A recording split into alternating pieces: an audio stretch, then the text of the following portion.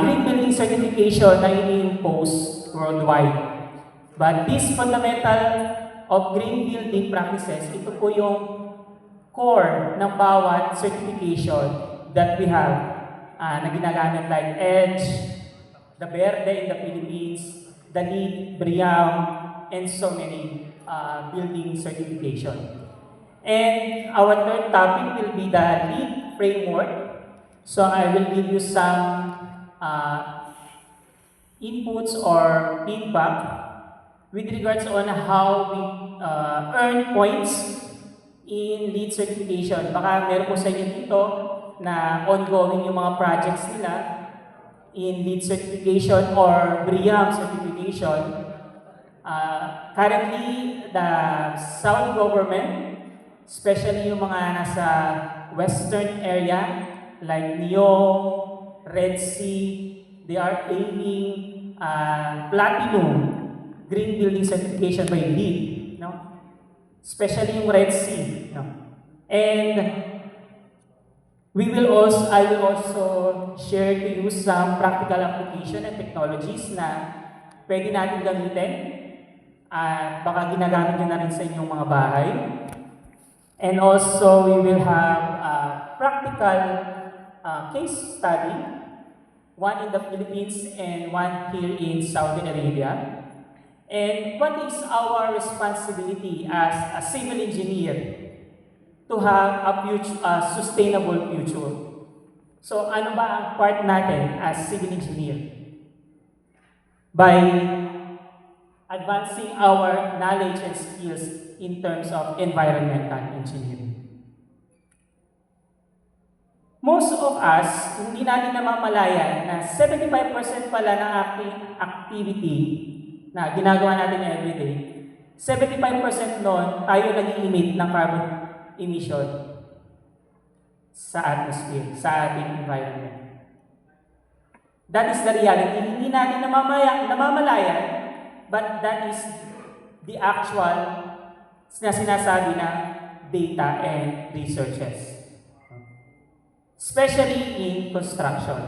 Tayo ang number one na nagbibigay or nag-i-emit ng carbon dioxide or carbon emission sa atmosphere. So, as environmental engineers, we should be the problem solver, not the problem contributor. No? Hindi naman natin sinasabi na we civil engineers na kailangan natin another schooling, formal education to take master's degree in environmental engineering, for example. Hindi naman ganon. But in our curriculum, civil engineering, and in our practices in construction, hindi mo namamalayan, you are already implementing the key areas of an environmental engineers.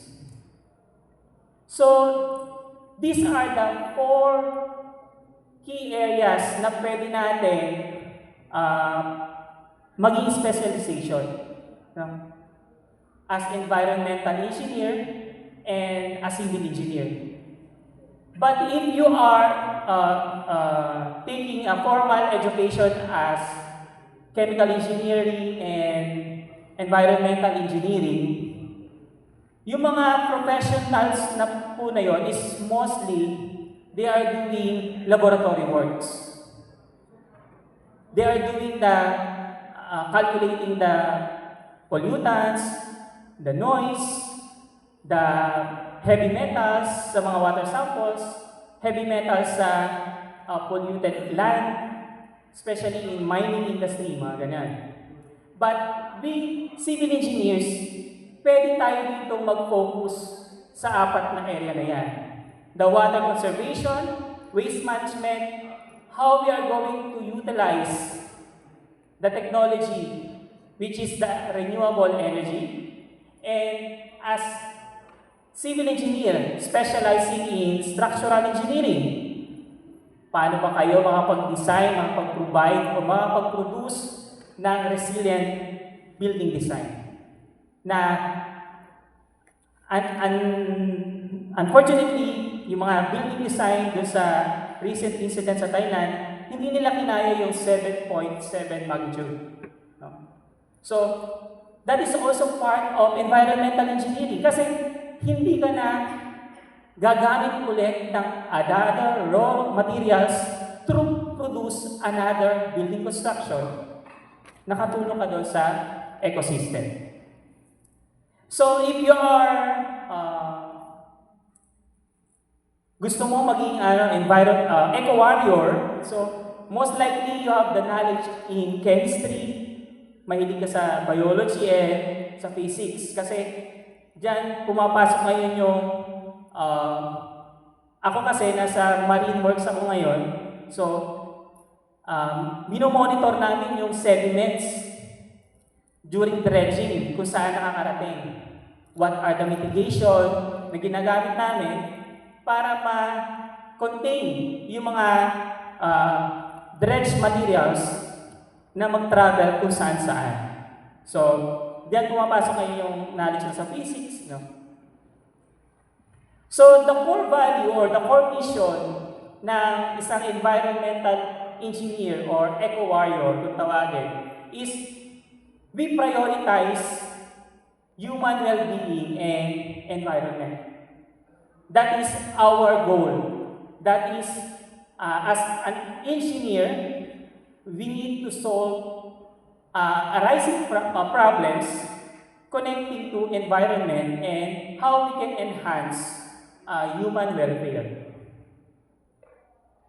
So in water resources management, ito yung usually na common pollution na nangyayari worldwide. No? So, saan level ba ang ating knowledge pagdating sa water resources management? So, kung makikita natin, parang interconnected siya sa water engineering. No? So, but here, in environmental engineering, hindi naman natin kailangan maging specialist talaga sa design on treatment technologies like mga reserve osmosis, bioremediation, phytoremediation. Hindi po ganon. But we, environmental engineers, we are going to collaborate doon sa mga specialized na talaga. No? As a civil engineer, maganda na meron tayo enough knowledge to deal with other specialized professional. No? And also the air quality and pollution control. Ito yung sinasabi ko na if you are environmental engineers and chemical engineers, most of them ay nag-stay sa laboratory. Sila yung mga nag-test ng ating mga water sample. No? Sponsor ko natin yung ACES. Dito sa Saudi Arabia, ACES, previously, ACES are generous sponsor ng PICFSA. No? Ang ACES ay magandang training ground din para sa mga environmental engineers kasi they are giving us services also for environmental engineering and management, no? And also testing for air quality and pollution. So dito, paano ba natin magagamit yung existing technology or another innovation na pwede natin gamitin para magkaroon tayo ng clean energy during the operation ng ating building. One key aspect din ng environmental engineering is yung how we are going to manage our waste in the construction industry. In our own construction, paano ba natin minamanage yung waste natin? Other contractors, they do waste management. Meron silang planta mismo. But some, nag-hire sila ng third party para doon sa handling ng kanilang mga waste. But then, ano yung contribution mo as a civil engineer para yung waste na yun ay ma-reduce? tapon lang ba tayo ng tapon ng ating mga raw materials after ng yung formworks, aggregates, tinatapon lang ba natin kaya yan? So, check ourselves. Ano na ba yung, saan level na ba ako ng waste management sa ating construction site? And another issue ngayon ay yung tinatawag natin na climate change. So, paano ba natin ma-take advantage yung mga existing technology to mitigate the drastic effect ng climate change? Especially, ramdam natin sa Pilipinas. Yung mga mayayamang bansa, nag-invest sila sa mga modern technologies. But then yung effect ng global warming, ng climate change, ramdam na ramdam sa ating area. Not only in the Philippines, but in the Southeast Asian countries. So, dito pumapasok ngayon yung carbon capture. Ipapakita ko lang yung, I'm not from Saudi Aramco, pero napakagandang move ng Saudi Aramco company ang mag-install or magkaroon ng test plant to capture directly the carbon dioxide in air. No? Imagine yung carbon dioxide po sa atmosphere, it will last up to 100 years. No? Pero yung move po ng Saudi Aramco ngayon, nagkaroon po ngayon na isang test plant to capture the carbon dioxide directly from air para linisin siya. And at the same time, yung na-capture na carbon dioxide na yun is ginagamit or gagamitin to cure concrete. No? Hopefully, maging successful yung kanilang research with regards to curing concrete with the use of carbon dioxide. No? Mabalik lang po ako dito. Yung urban planning na kailangan din natin, no? Kanina may nagsabi po na indicator daw ang pagiging traffic ng urban or ng city sa area nila pagka talagang well-developed. Ito po ay nakadepende sa urban planning ng area. At mamaya po, try natin mag-come up what is the best solution para maiwasan natin yung traffic sa well-developed cities. So, madalas natin marinig what is construction sustainability. Sino po ba dito yung contractor na may construction firm sa Pilipinas? Ayan, si Sir. Sir, di ba, sa construction, lahat naman tayo kailangan kumita, di ba? And to sustain our business, kailangan natin kumita. Of course, di ba?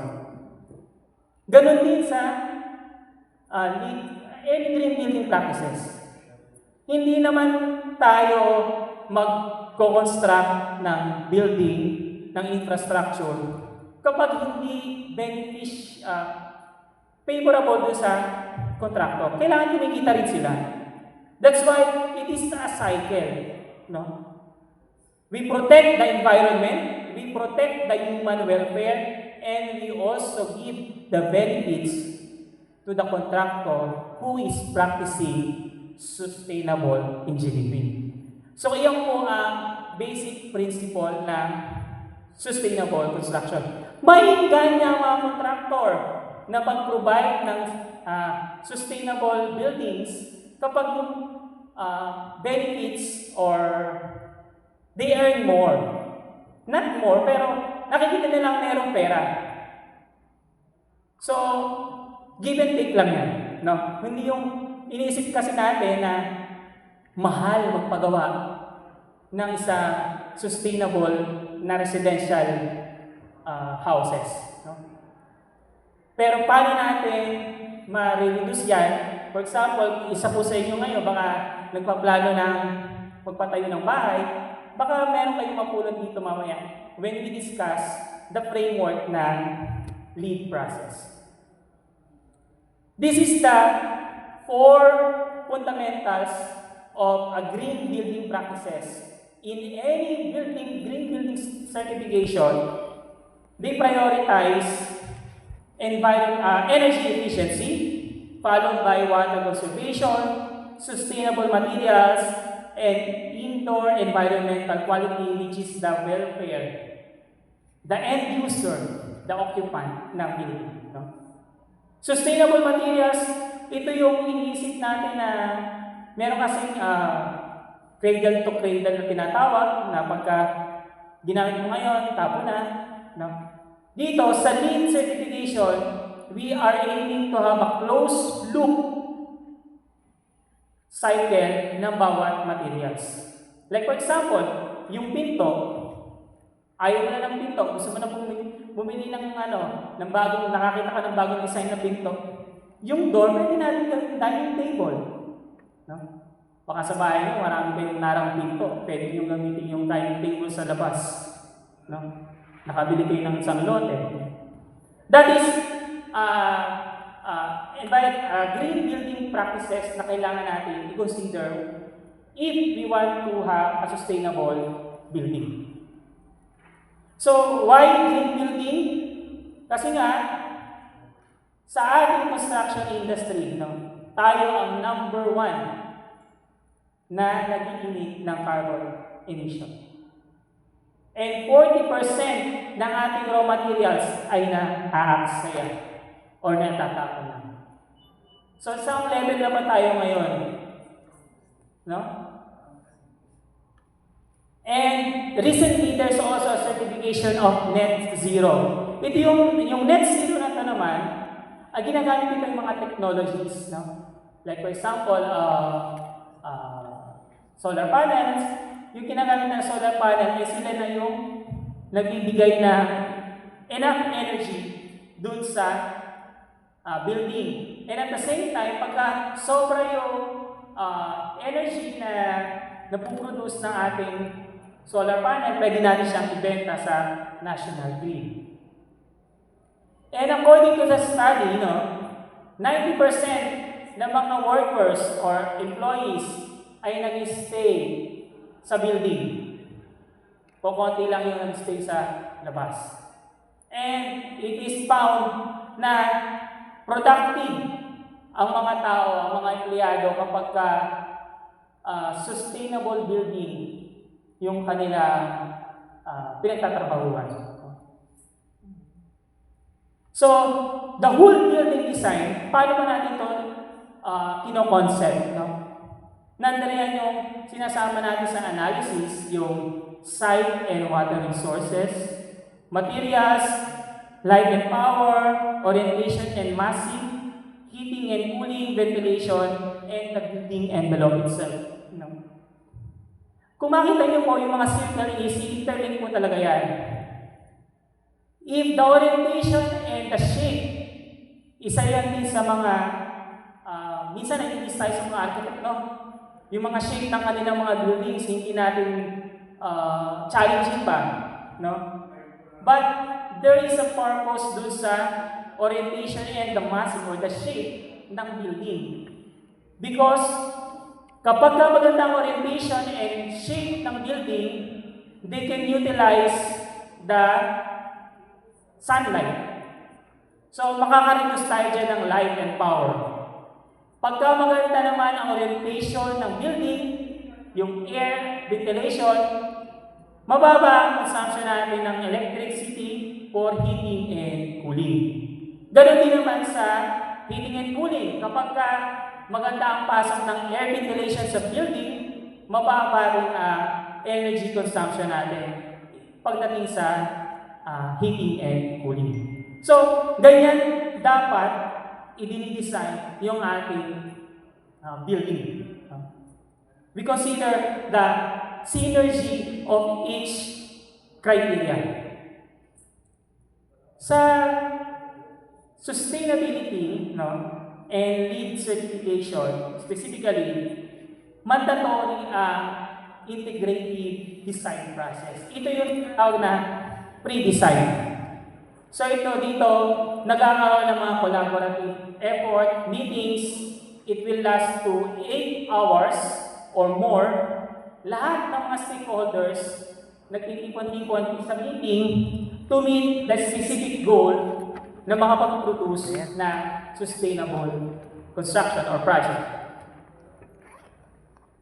Compared to conventional design, si civil architect, si mechanical, electrical, pwede silang magtrabaho separately, individually. But here in the integrated design process, dito na ngayon pumapasok yung interlink ng bawat isa. So, doon pala sa pre-design, nade-determine mo na kung anong design ang gusto ninyo. No? With the pre-design, nade-lessen natin yung mga variation order. So, nare-reduce natin yung mga cost, project cost. No? Baka ito kasi yung nakakalimutan ng karamihan, yung pre-design stage. And, nadagdagan lang ng 2 process, no? Which is the pre-design and then the occupancy and commissioning. Sa pre-design phase, dito na na-determine yung project goal. So ano ba yung project goal certification na gusto natin? Do we need to be a LEED certified? Gold? Bronze? Or silver? Or platinum? Wala pong bronze ha? Certified, silver, gold, and platinum. So dito natin inaaral. And at the same time, dito rin natin i-discuss yung site analysis. No? Dito na ngayon pumapasok yung ang ating mga geotechnical engineers. No? Collaboration with them.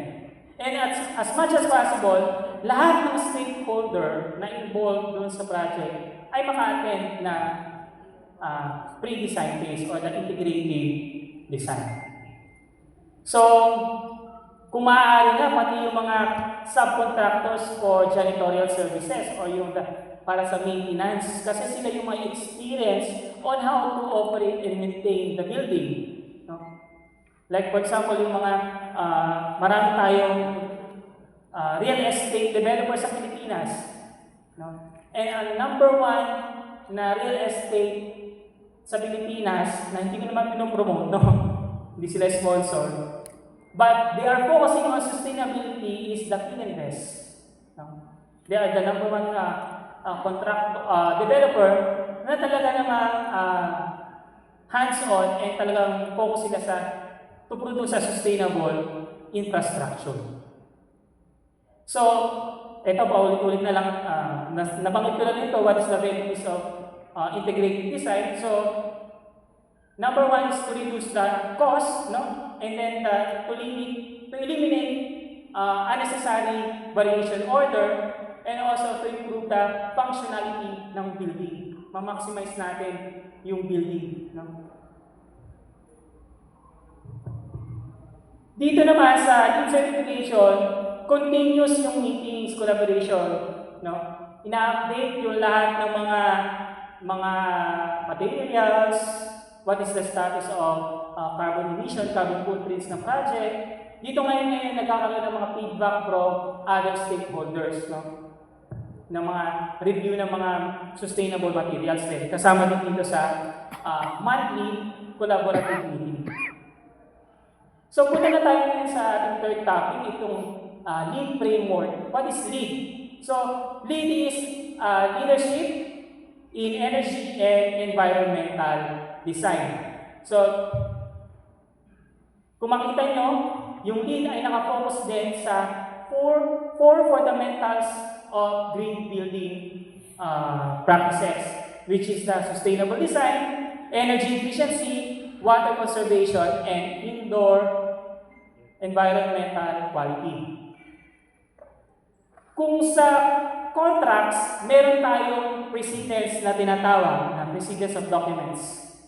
Dito naman sa LEED, the number 1 goal ng LEED ay to reduce the contribution ng construction industry to the climate change.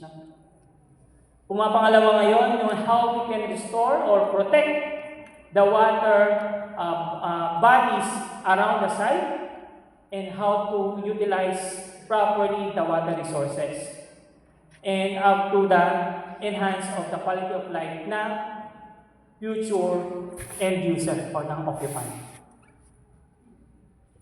So, in lead credit points, makapapansin niyo po dito, 35%, no?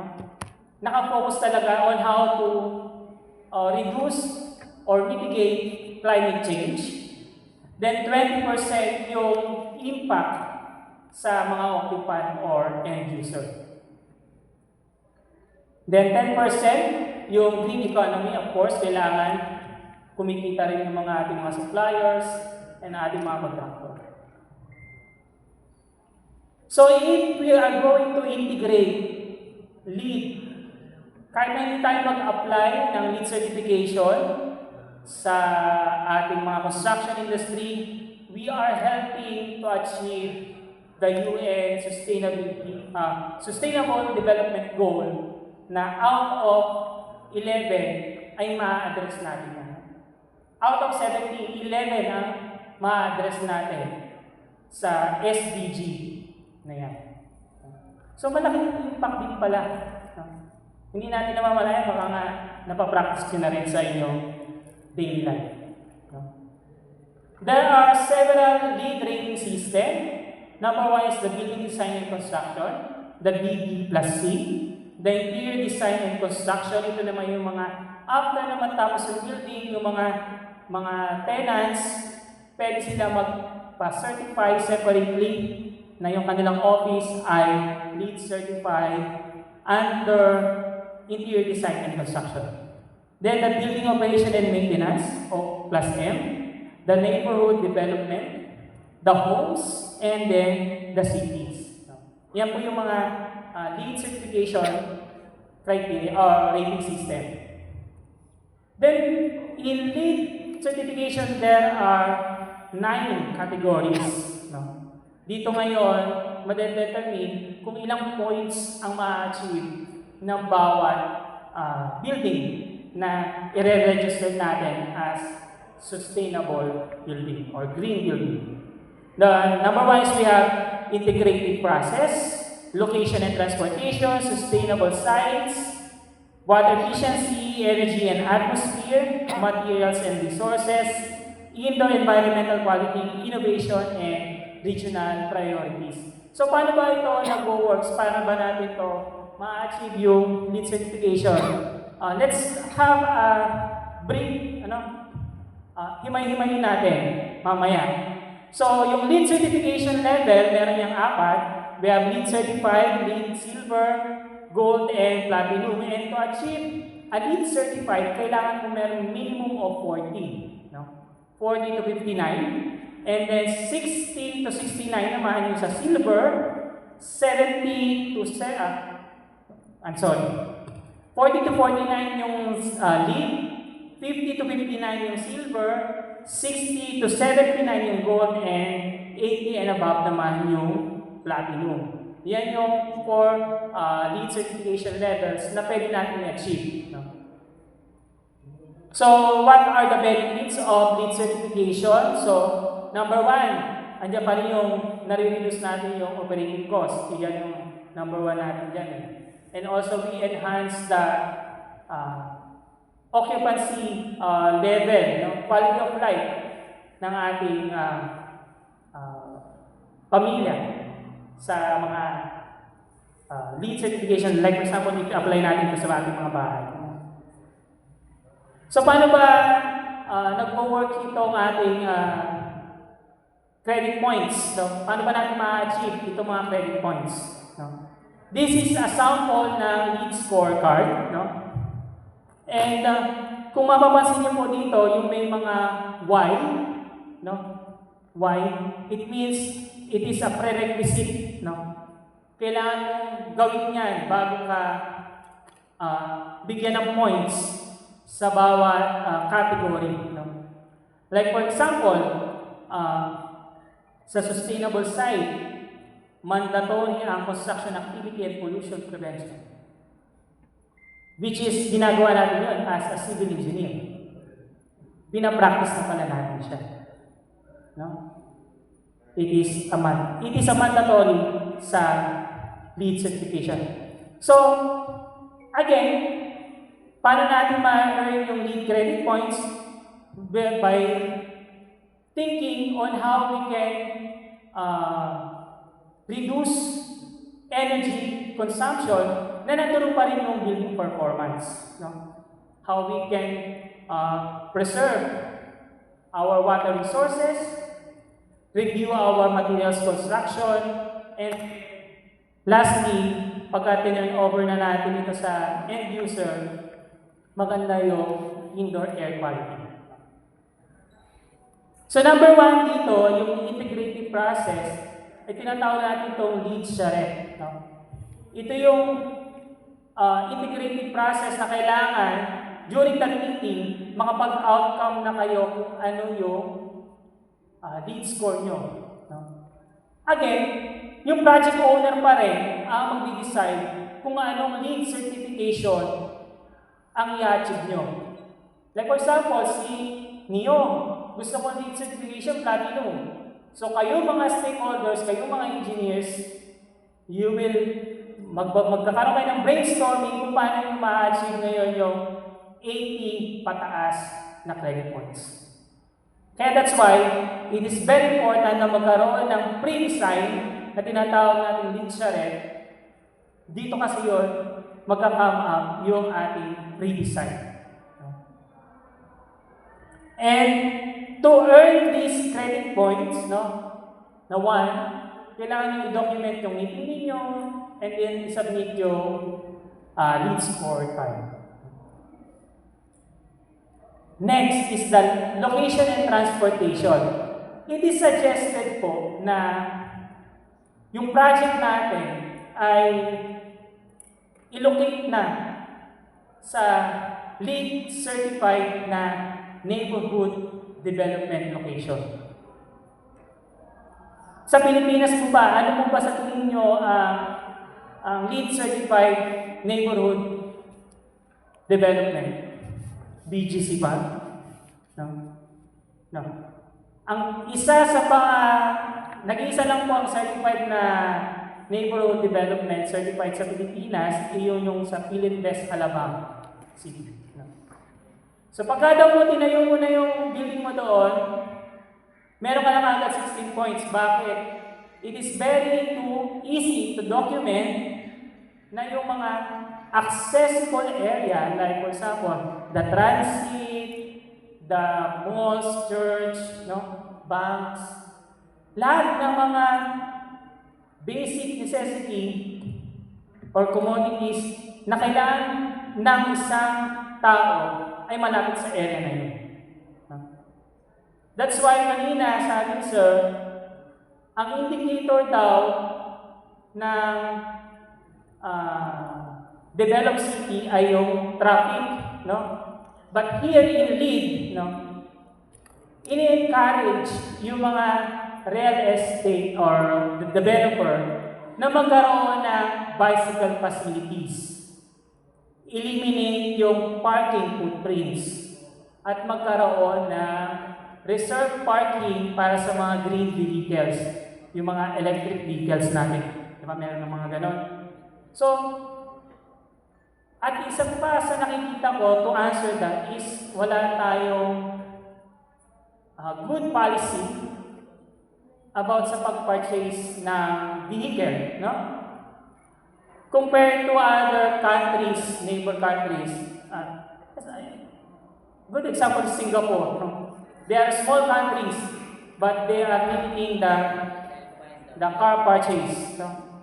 Kailangan mo pa mag-apply sa government bago ka makabili ng sarili mo sasakyan. No? But in the Philippines, iba nga mga car dealer, pinupush na sa'yo, sir, bigyan mo na to. Maglakad ka lang sa SM. Sir, meron kaming promo. 0 down payment. So, wala tayong policy to how to control that one. No?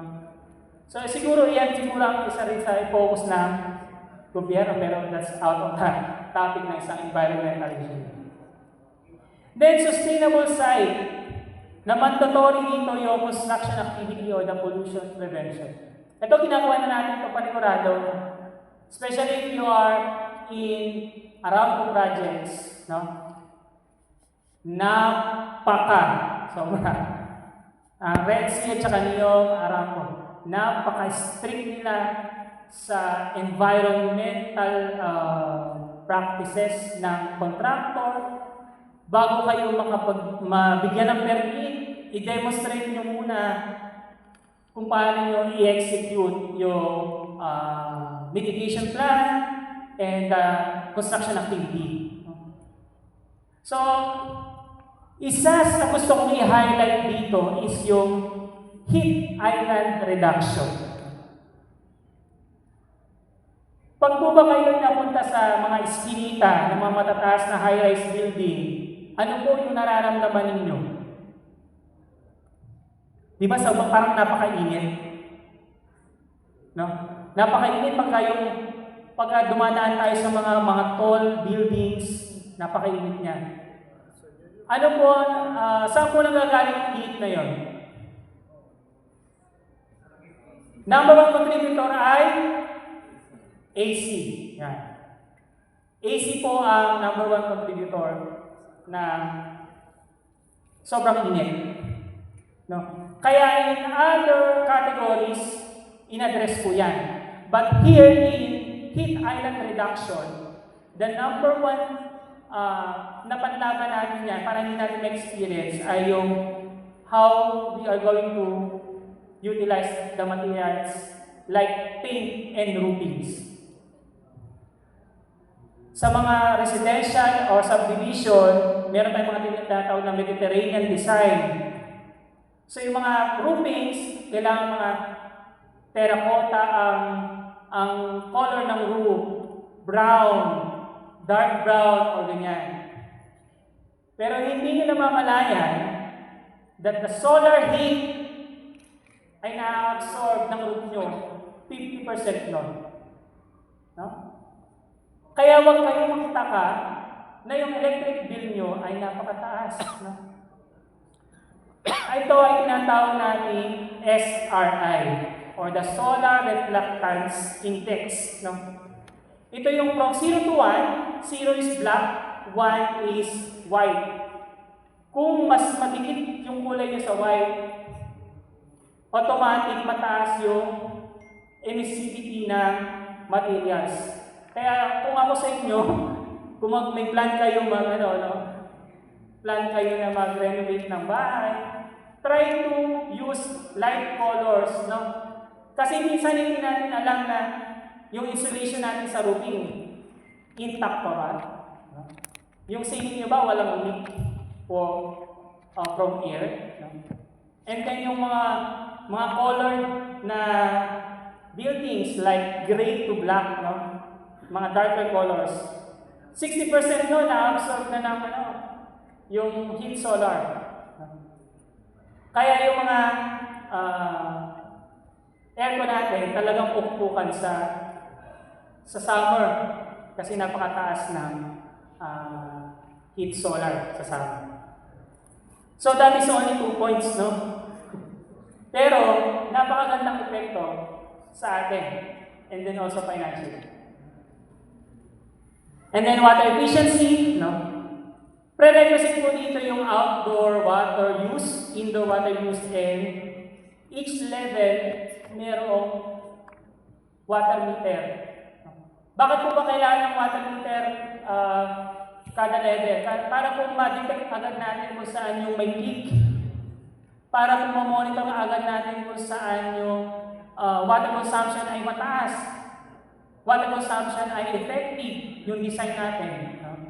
So malalaman agad natin kung sinong tenant yung malakas kumonsumo ng tubig. No? But here, yung mandatory na yan, kailangan sa outdoor water use, 30% no, ng conventional or traditional design, 30% yung ma-reduce mo. No?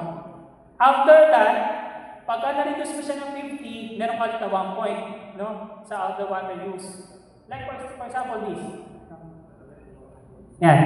This table, reducing water use, pagka na-reach mo na to ng 20%, naka-reduce ko ng 20%, no, sa indoor water use, na-achieve mo na yung required. Pero pagka yung design mo, nakapag-reduce ka ng 25%, meron kang 1 point. Pagka naka-reduce ka ng 50%, meron ka 6 points. So tayo, as civil engineers, kailangan i-push natin yung mga piping engineers o mechanical engineers, the master plumber, na kailangan magkaroon ng efficient design sa ating building. And yung lean naman, meron silang suggested na fixtures na ginagamit ng mga water sets, ika nga na brand, which is US product. In lean naman, you are allowed to utilize yung mga product within the area. Diyan ngayon pumapasok yung lean equivalency. Parang ano tayo, sa materials ano natin, yung mga nasa procurement dito, no? Number 1 is cost, di ba? Ito si supplier to, magandang cost niya, mababa, pero achieve niya yung requirements, specific requirements ni client. So nagkakaroon tayo ng materials sa metals as materials equivalent ng specific project requirement. No? Ganun din sa lean. No? Hindi tayo nililimit na, kailangan US brand. Kailangan Europe brand. No. We can use what is existing in the project. Malapit lang. And then energy and atmosphere, ito na nga po yung pumapasok ng how we can utilize technology. No? The renewable energy products, like for example, yung mga solar panel, windmill, no? If you are a biologist, pwede ka rin magtayo ng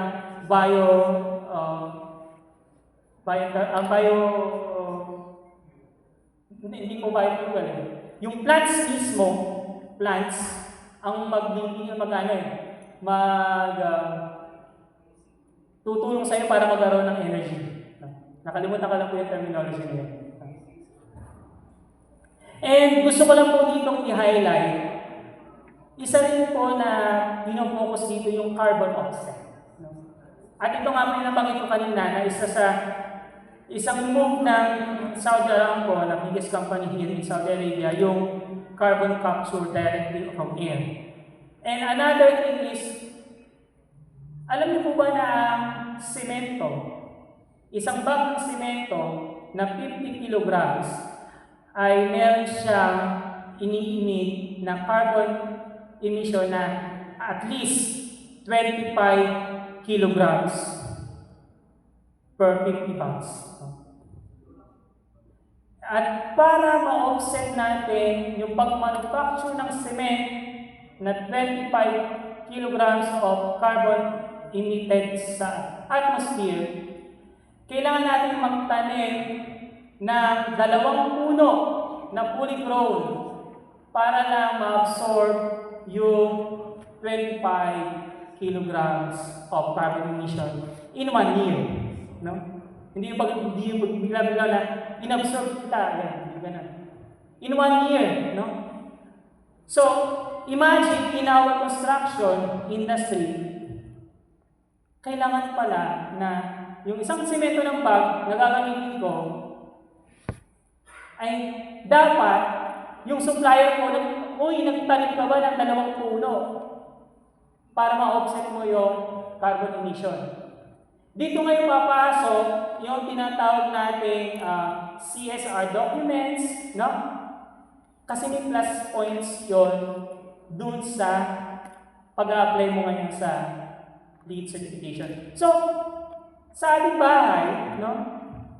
Kahit na hindi tayo mag-apply ng LEED certification, if yung supplier natin, alam nila yung kanilang CSR, no, na dapat gawin, bakit hindi natin sila suportahan, no? Bakit hindi natin utilize yung kanilang product? Kasi hindi lang sila nakakatulong sa environment, at the same time, natutulungan din natin sila para mag-prosper, mag-generate ng green economy. And then materials and resources, dito naman nakafocus dito yung recycling. No? And at the same time, how we are going to reduce the required materials sa project. Kaya itong materials and resources, napakalaki ng impact ng integrated design. The synergy ng pre-design o ng lead charrette, kasi dito nga, na-identify na natin yung mga materials na kailangan, wala na eliminate na natin yung mga variation order or mga change order. Magandang impact yun sa ating materials and resources category. Kasi from the start, na-specify na natin yung materials specification natin para sa project. I know, dito sa mga contracts natin, meron na kagad standard specification. But here, may nakaisip na ba na i-utilize yung mga rejected blocks tapos gawin ulit aggregates? No? Actually, meron na pong 13 researches, studies on how to utilize rejected blocks, no? And then convert ulit sa concrete or ready-mix concrete. No? And one of the suppliers also here ay pinupush nila yon sa, again, Saudi Aramco, kung sino man po ang naka-assign sa procurement materials. Meron pong supplier talaga na nag-innovate on how to use or utilize demolished concrete materials. Sana po bigyan natin ng pansin yung kanilang initiative na yon. Kasi magandang magandang initiative po yun.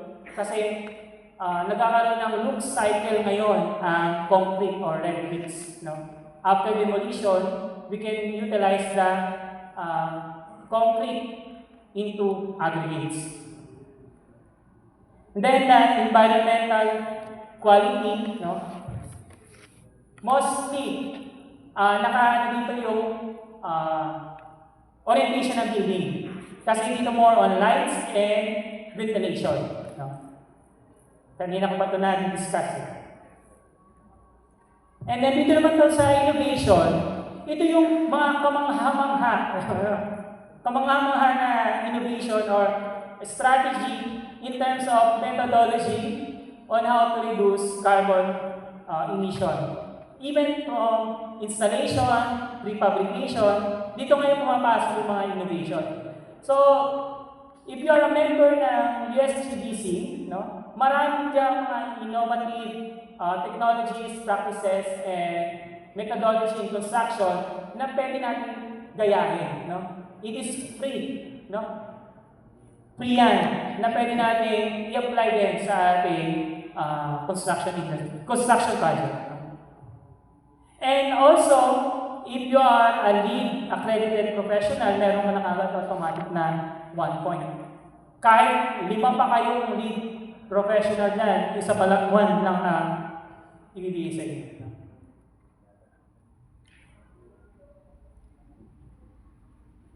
And then lastly, ito namang regional priorities. Ito po yung mga environmental concern dito sa project site ninyo. Not only the project site, but also sa other area na pwede natin i-address. No? And one good example po ito is yung mga projects ngayon ni Saudi Aramco. No? Bakit? Hindi po ako taga-Aramco, contractor po ako. But naging contractor po kami ni Aramco. One of the pay item kasi doon is mag-plant ka ng puno. So, to offset your carbon footprints, they are addressing this one by planting a tree. Mostly, mga 10,000 trees kagad yung kasama na yon sa contract ni Aramco. Including, kailangan makasurvive yun. No? Hindi lang yun, nagtanim kami, picture, pag namatay na, baliwala, kailangan mo i-maintain yun. No? Fully grown trees. So, what are the regional priorities?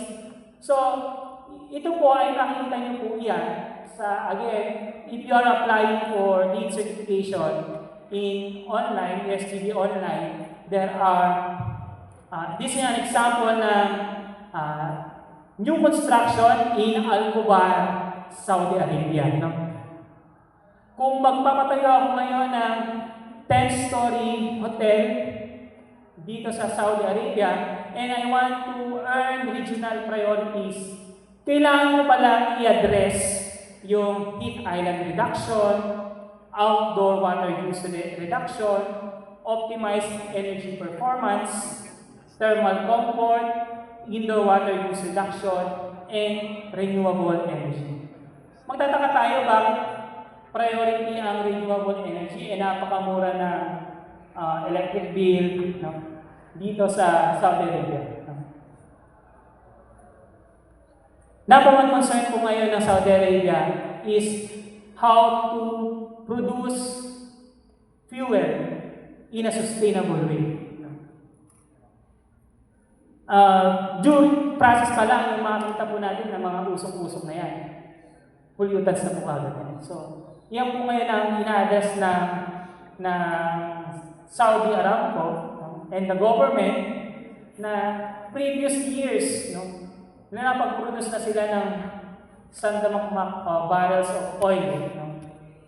But the initiative ngayon ng Saudi Aramco ay napakaganda in terms of renewable energy. At meron din sila dito mga solar farms. At mamaya papakita po natin yung a case study na dito sa Saudi Arabia. So practical application po tayo. Nandiyan na yung paulit-ulit ko pong sinasabi yung mga renewable energy. Yung mga kailangan. Kaya ba natin i-integrate yung mga solar panel as the building envelope?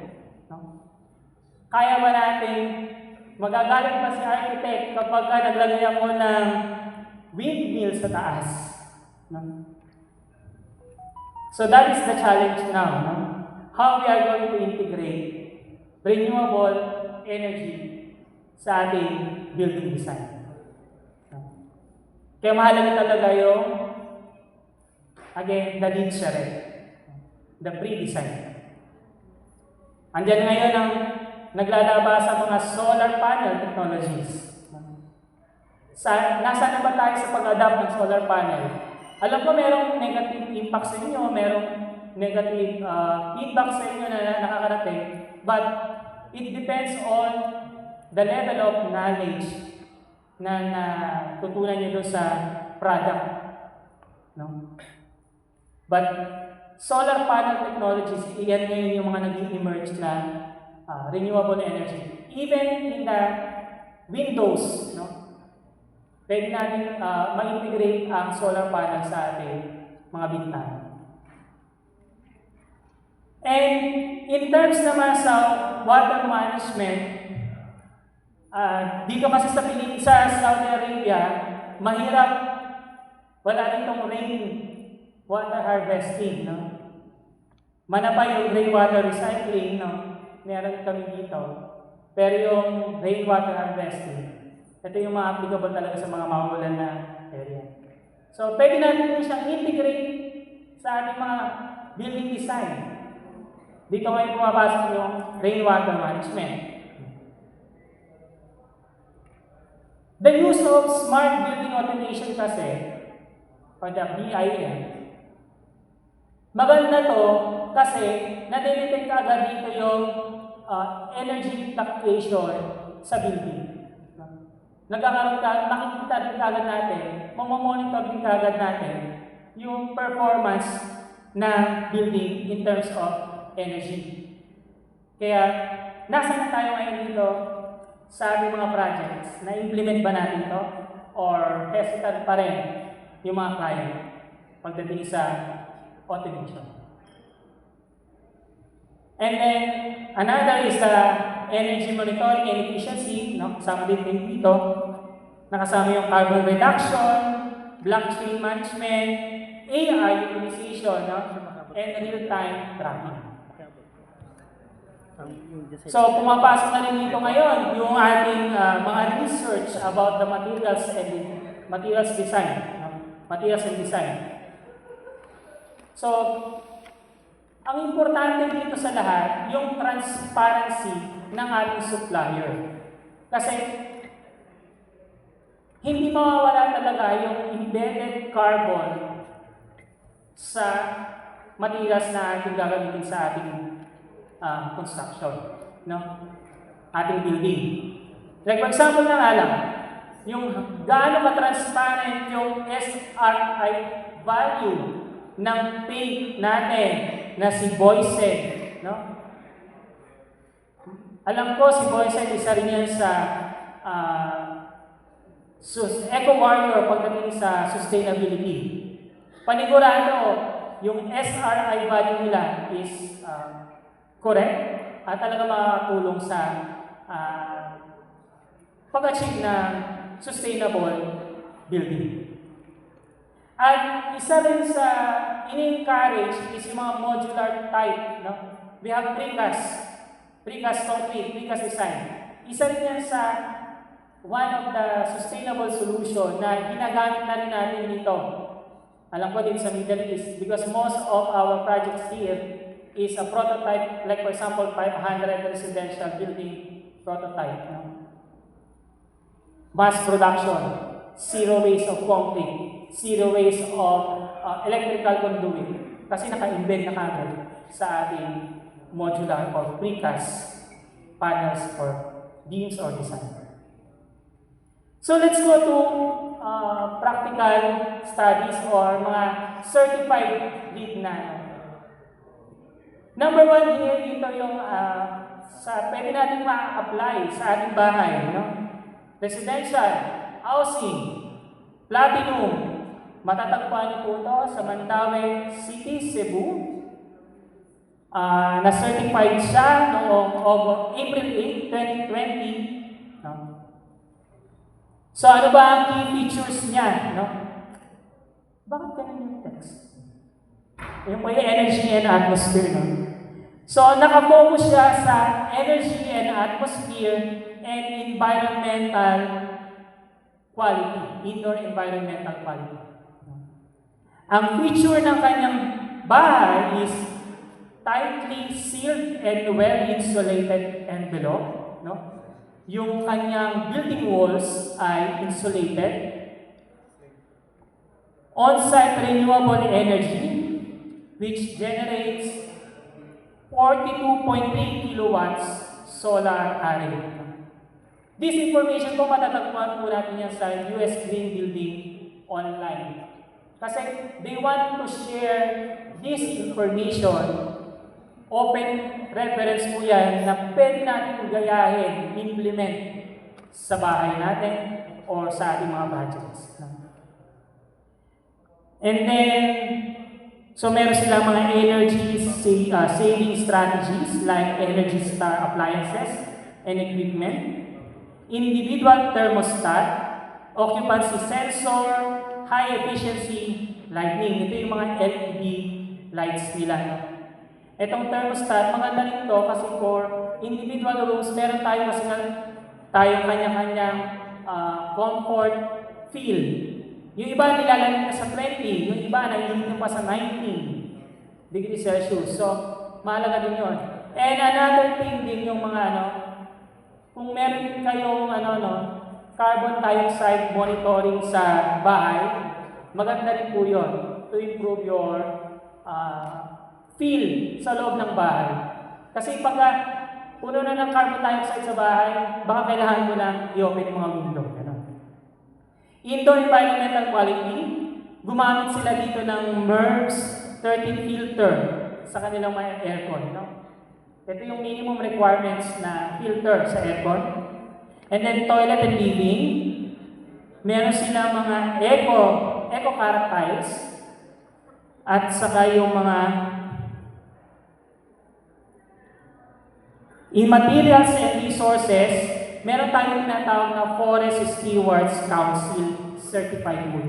Ito yung certification ng furniture o ng product, na wood product, na nanggaling talaga sa well-managed forest. No?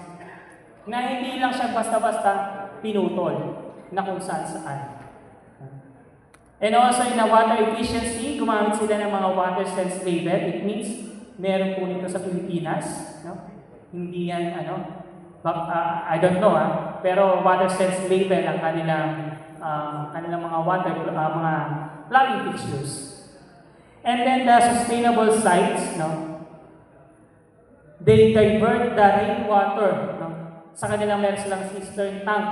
No? Ito yung tinatawag natin rainwater harvester. Meron silang rainwater management. Hina-harvest nila yung rainwater and then pinupurify nila into 4 system. Nagtaas na. Malapit na po. Nasa topic number 5 na tayo. And then, green building cases naman na kanina ko pa sinasabi, ito yung the first certified green building here in Saudi Arabia. It is constructed way back 2010. No? It is under LEED certification version 2009. Meron na kasing version ngayon, 2019. This year, meron na po ngayong LEED certification 5, revision 5 on 2025. So, but the most of the references po na makita niyo sa USGB online ay yung mga previous years pa na pwede natin gamitin. So, the project is an office building po na it is called Al Midra Tower, constructed and operated in 2010 and received the LEED certified LEED Platinum in 2013. No?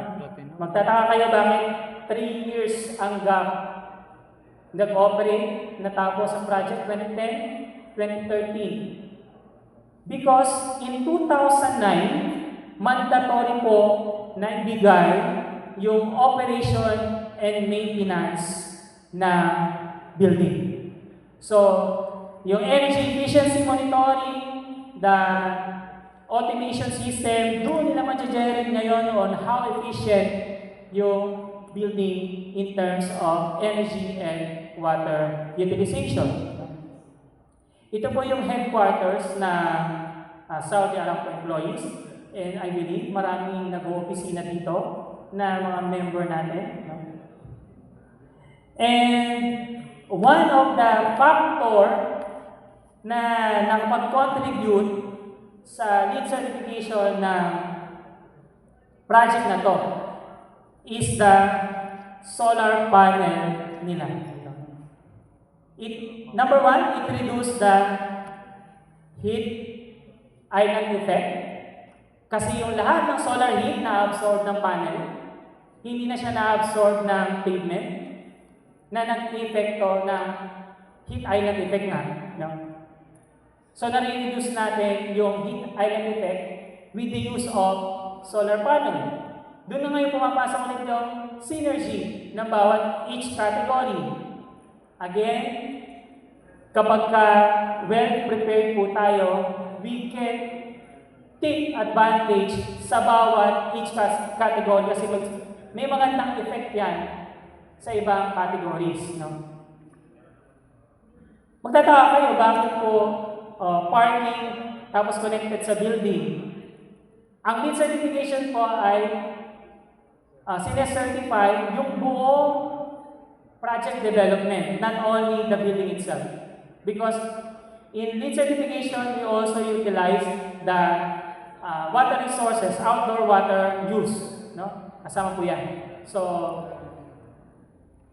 another strategy na kanilang ipinakita dito, yung water conservation strategy nila, they reduce water reduction, the sustainable science, and integrated system. Time's up na daw. So, medyo bilisan ko na lang po. Then, they also review the materials and how to eliminate, reduce the waste sa project by using the responsible selection of the materials. Kasi pag we are choosing the right materials, we eliminate waste din. And also the environmental quality, the carbon dioxide advanced level control system, meron po sila dun sa loob, no? Namomonitor nila yung level of carbon dioxide sa loob. And also the orientation, no? The light utilization, the solar light. So as a professional civil engineer, no? Let me recall or remind you our fundamentals or the principle of a civil engineer. We civil engineers uphold the integrity and honesty by using our knowledge and skills on how we can enhance the human welfare and environment. That is our number one principles as a civil engineer. Makita niyo po yan sa ating website, no? Canons of Code of Ethics. Doon pa lang, sa ating first principle, we are already assigned to be an eco-warrior, assigned to be an environmental engineer. And to achieve a sustainable future, it is not only the responsibility of the environmental engineer. It is a collaborative effort of each and everyone on how we can produce a sustainable future. Thank you.